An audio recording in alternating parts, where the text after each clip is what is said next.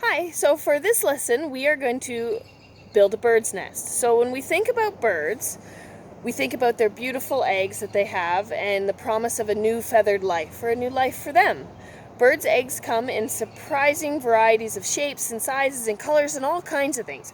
But there is one thing that they all have in common, and that is that eggs roll.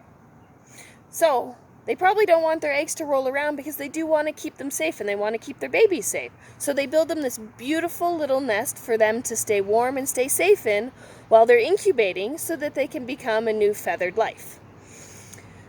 They come in all different shapes and sizes for nests. You have the elaborate affair, like the woven hanging nest from an oriole, or sometimes a simple hollow scrape in the ground from a killdeer that we might have around here. At first look, the bird's nest doesn't seem to be anything remarkable. But if you think about it, birds don't have something we have. We have hands. So we have the ability to build things with our hands. They have to use just their beaks, which I think is pretty crazy. So normally what they end up doing is they locate a ledge or a fork in a branch or somewhere that's safe for them, and they bring together a bunch of material. So today we're going to build a robin's nest. I have two examples of robin's nests. There's this one, as you can see on the inside, and then I also have this one, and it looks a little bit different. This one was found inside a tree branch. This one was found on someone's porch, so it's flat on the back because that was the side of their house. You can see there is lots of mud and materials in here, and then lots of materials on the outside, and then they even take some nice fine materials and put them on the inside. So we're going to try to build this whole process. To start with, we're going to make a bottom.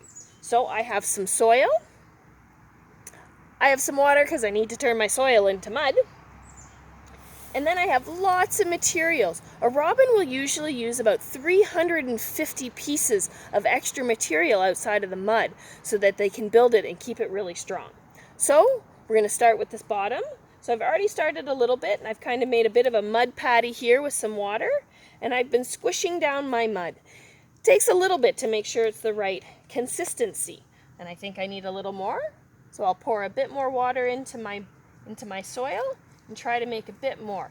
And so as we're doing this, we need to make sure that we're always adding new materials into it. So we put in our mud. Mine's a little bit wet, so I need a little bit more soil. And I squish it around, and I get some of these little materials that I have, because putting that in there is going to strengthen up my base.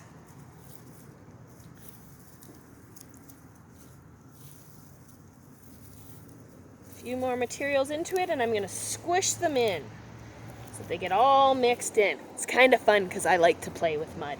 I'm thinking you guys probably do too. Seeing how it's not really sticking there? That means I need to just keep moving it and mushing it so that it really mixes in. And then once I do that, now I'm going to try to make a circle out of it. And your circle, you should try to make it about 6 inches so that it has a nice strong base for them. And a half decent thickness, maybe a ½ inch or so. And if you don't know what those are, you can grab a ruler and you can measure it, or you can ask your parents or one of your siblings. And so then we are going to make a circle. And so that is going to be our base. The next thing that we need to do after we have our base is we need to make tubes. And so we need to make 4 small little short tubes that will end up going around the outside. Add a little more water, mix it up, and we're going to do the same thing as we did before. We're going to have some mud, and then we're going to take the mud, and we're going to add a little bit more stuff to it. And I've put a little bit too much water in mine, so it's a little squishy, so I'm just going to keep adding a bit more soil to kind of mix it up and make it a little bit less watery. Now, while you're doing this, if you can try not to have any sort of stones or anything in it, because you would imagine that a robin mom probably wouldn't want to go and get all those stones and all that weight. So now I've got it. I've got a little piece here, and I'm going to try to get some of my little fibers and mix them in again. And it's going to be put them in like we did before, and squish them in. And keep squishing them in. And try to mix it all together. And then we're going to roll. We're going to try to make little tubes. Okay?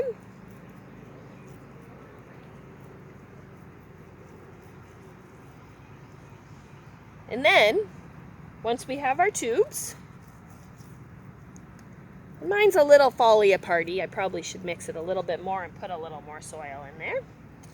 It's pretty hard to do and to get the right consistency, and I have hands and an ability to pour more water into it right from where I'm sitting. So then once I get my tube, then I'm going to have my base. I think I need to make it a little bit skinnier. So your tube, this round kind of tube shape, you want to try to make it. I'm going to do probably 4, and so that you want to make them all the way around. So try to make it so that it is about 1 inch thick this way, so the diameter. And then when you get all of them made, then you're going to put them on the side. And you're going to use a little bit more mud, because that mud's going to help it stick together. See how I'm putting it on the inside here? It's kind of like it's glue, which is pretty cool to think. But could you imagine having to build your house this way and they build a new one every year. A robin will go back to the same spot, but they will build a nest on top of a nest.